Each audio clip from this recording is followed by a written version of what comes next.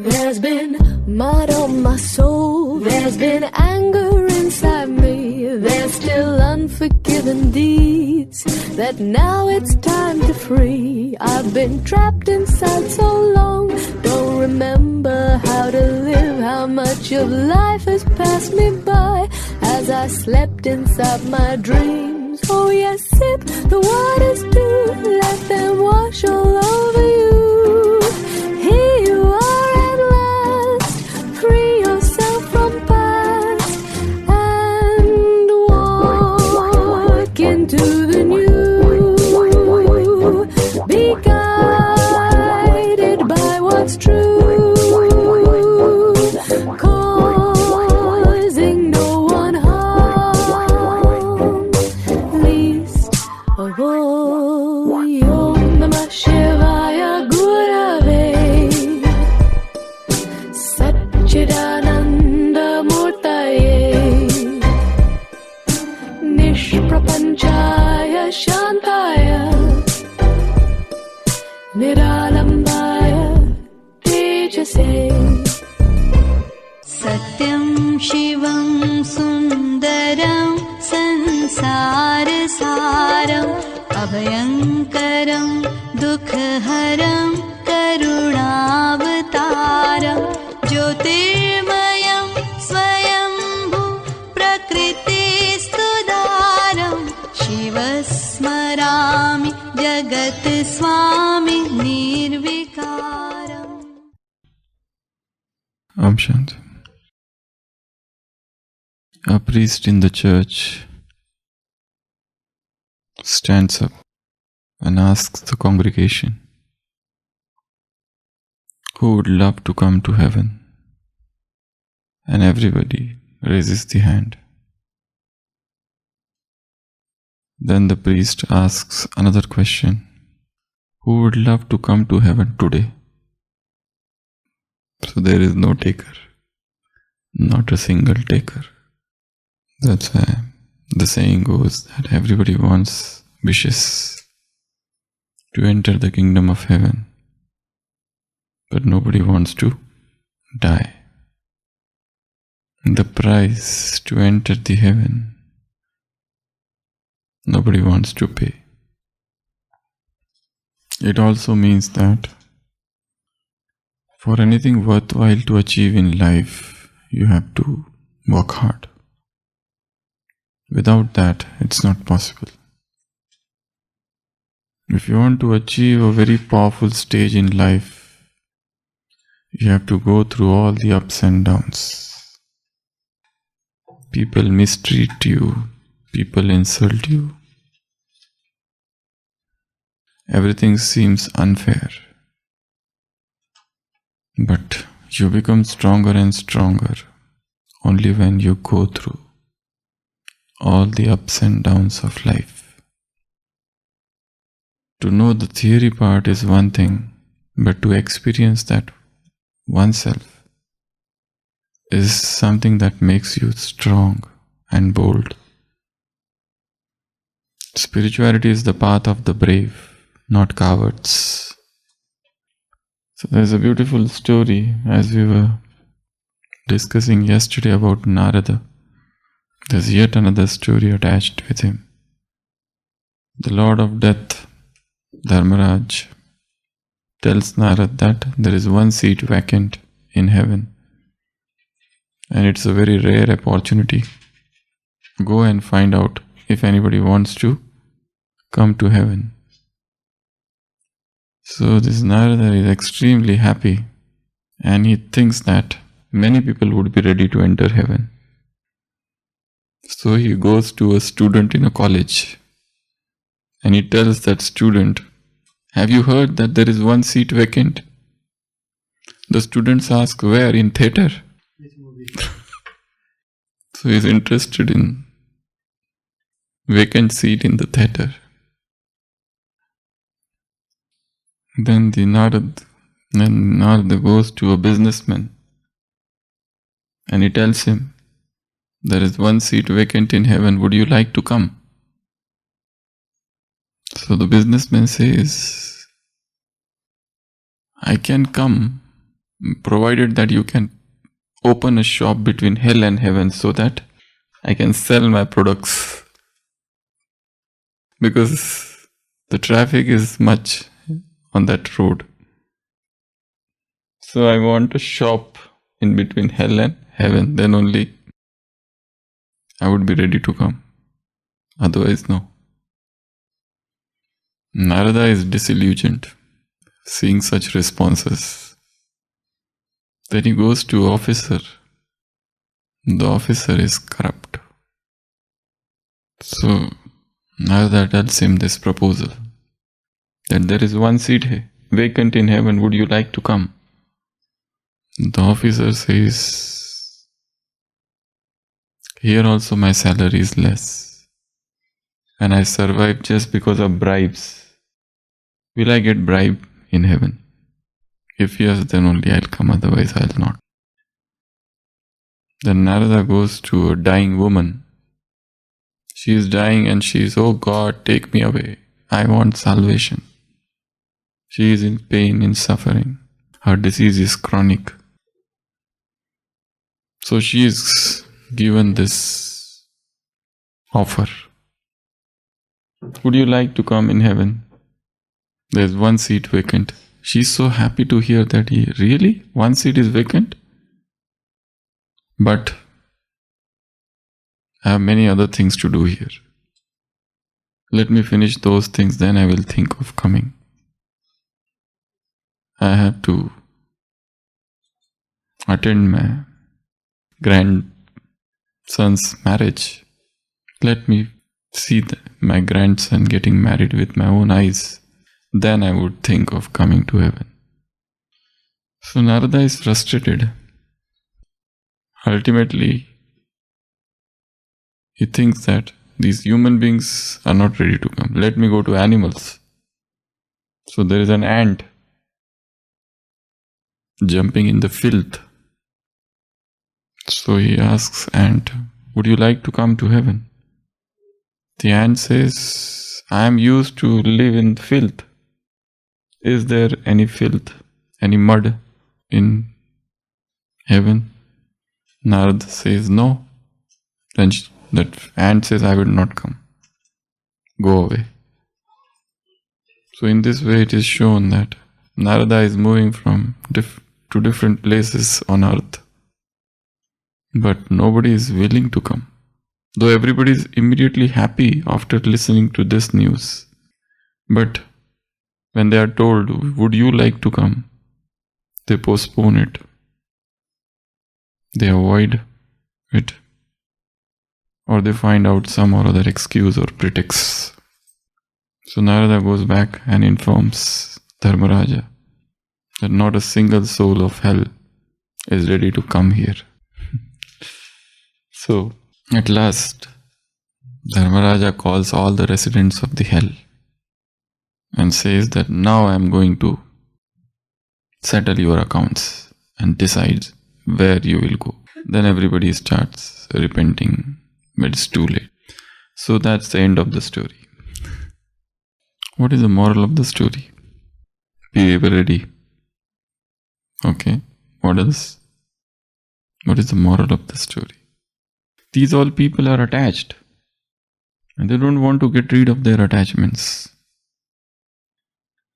We are attached to so many things of this world and the attachment is very subtle. We can't even see our attachments. They are so deep, very deep. That's why Baba says the final paper would be freedom from attachment. Smriti Swarup. You are the very embodiment of awareness and you are totally detached, free from all attachments. That is the final paper of 1 second. Attachment brings pain and yet you don't want to give it up. Just as a horse is there and the horse loves to eat those tender leaves, but the tree has got thorns.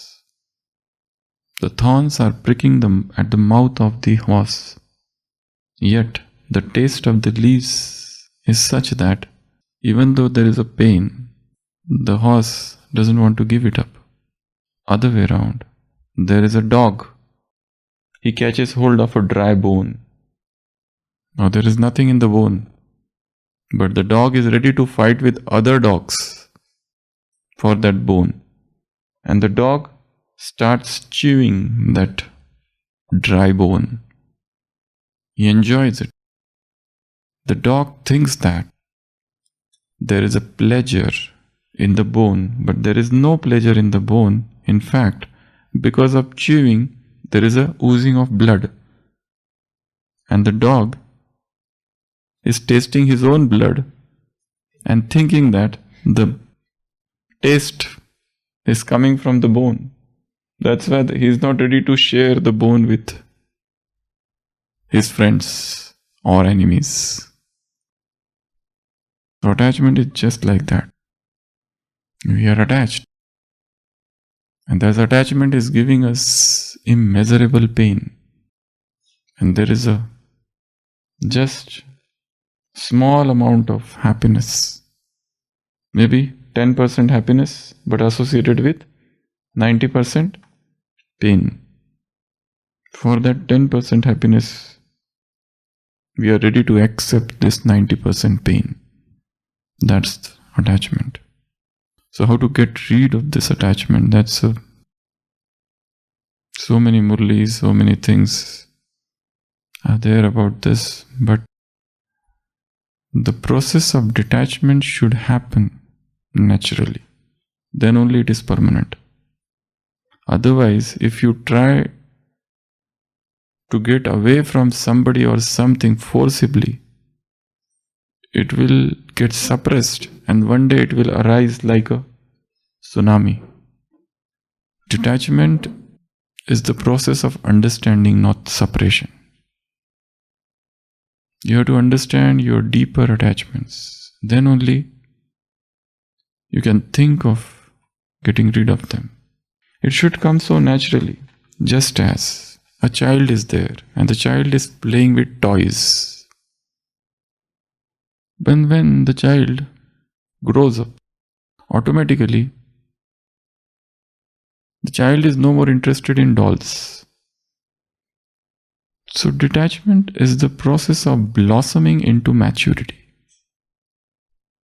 It is not the process of creating hatred for something which you want to get rid of. It's the process of maturing into a higher understanding. Detachment is the process of maturing into higher understanding, where the things which you are attached to, they become small. You become big, things become small. That is detachment. Things become waste to you and you have become bigger. You are here, the thing is here. Now you don't find much joy in that. Just as Amrit Vela has become natural. Why? Why it has become natural? Because you have achieved something. You have found out something new, something novel, something pleasing, something exhilarating than what it was before. So that small has fallen, just as dry leaves of the tree. What happens? They fall down. Otherwise, it's tough to pluck fruit or leaf. Once it becomes dry, it falls on its own. So, the attachment should dry off. Then they will fall down on their own. You enter into the realm of new understanding, higher understanding. You get something bigger. A child is offered 2 laddus, one small, one big. Which he will take? Bigger. A clever one will take both, but so you cannot say that he has given up, he has done tyag of the smaller one. No, he has got the big. So when you get big, God, you give up the world which is so small. Before the experiences of soul, the experiences of body How very little. But have we really experienced soul? Had it been so, we would have given up body consciousness. So the reality is that we are far, far away from soul. We know what is soul. We teach others what is soul. We know the anatomy and the physiology of soul. Also some part of biochemistry. But have we experienced it? That's the question. The soul comes to the center. Baba said in one of the Murlis, if a guest comes to you, you give him water. So he feels happy. So if a newcomer comes to your center, and if you give introduction of the Father, it is like giving him water. But if you give him 7-day course, it is like giving him Brahma Bhojan. And along with 7-day course, if you give him experience, it is like offering him water plus Brahma Bhojan plus some gift. We had made, I think in the same group, list of attachments many years back.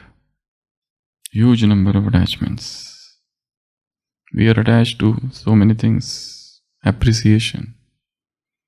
If somebody praises you, we get attached. Another important thing, a very deep thing to understand is, this is the person. What is attachment really? This is a person and these are objects, these are persons. So this man is attached to what? The attachment, is it really to the objects, the world, the paraphernalia of this world, the things of this world?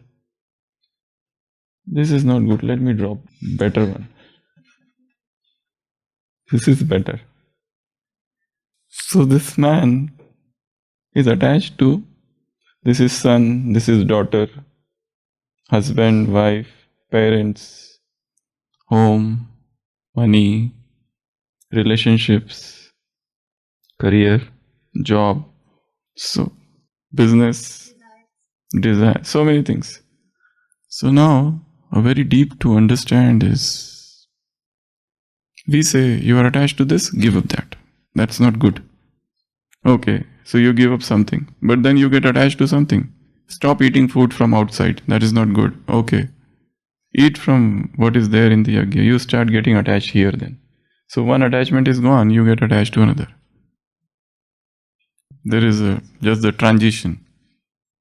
You have given up something, but now you are attached to something. Like there is a man who fears ghosts. And every day he has to pass through a graveyard. And he fears there is a ghost. So he meets a saint, and the saint gives him a talisman that is known as, what is it known in English? So some gadget, amulet. So the saint gives him amulet and says, if you wear this amulet, no ghost will ever come near you. So the man is wearing that amulet, but every now and then he sees the amulet is there or not there, there or not there, there or not there. Now he is fearful that nobody should steal this. Earlier there was a fear of ghosts. Now the fear of the ghost is replaced by fear of getting amulet stolen. Now there is a fear of thieves. So in night he wakes up so many times and sees, oh, it's there, it's there, it's there. So it is just, the basic thing is still there. Only there is a change with little satisfaction that you have got rid of that earlier one. Earlier you were attached to alcohol, now you are attached to smoking. So what is the one thing? Why we are attached? Because that things gives me pleasure. That's why I am attached. So it is not the attachment to things, it is the attachment to pleasure. And that pleasure is felt as sensations all over the body. So basically, it is the attachment to the sensations which are produced on the body. So all things are out now. So you don't have to work on things, you have to work on what? The sensations which are coming on the body. Sometimes they are pleasant, sometimes they are unpleasant. So we get attached to the pleasant and we develop detachment for the unpleasant. If you can watch the sensations all over the body, sit, close your eyes and watch whatever is going on the body. That is impermanent, temporary. So you don't have to work on things and persons and objects or eatables. That is creating happiness, and the happiness is felt as pleasure, as sensations. So develop detachment for sensations which are on the body, rather than working on getting detached from daughter, son, husband, wife. It has nothing to do. The deep philosophy is about attachment to the sensation, not attachment to these persons. So if you want to enter the kingdom of heaven and there is a one seat vacant, Baba says, get rid of attachment. So you have to watch the sensations as a detached observer. Otherwise, the list of attachment is very big. Attachment to animals, bhakti, body, comforts, cards, comb, degree, decoration, dress, eatables, emotions, fashion, furniture, games, gossips, home, information, internet, jokes, fame, letters, emails, mother tongue, mobile, mirror, nation, ornaments, viewpoints, profession, position, places, persons, photos, politics, qualification, relationships, regards, sleep, record-breaking competition, rings, specialties, status, speaking, sightseeing, style, social media, sanskar, shopping, shoes, sustenance, superstitions, TV, toli, utensils. Mothers are highly attached. If she doesn't find one spoon, she is restless. There is no yoga that day, unless and until I get that spoon back. Victory, vices, vehicle.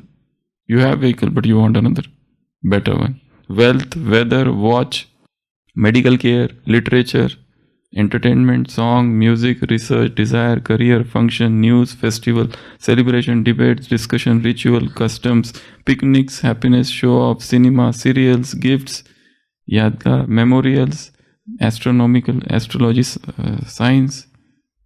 The list is endless. You have to find out your own attachments. And these all things actually we are not attached to. They create sensation of pleasure. So we are attached to that sensation of pleasure. We are not attached to particular thing which we eat.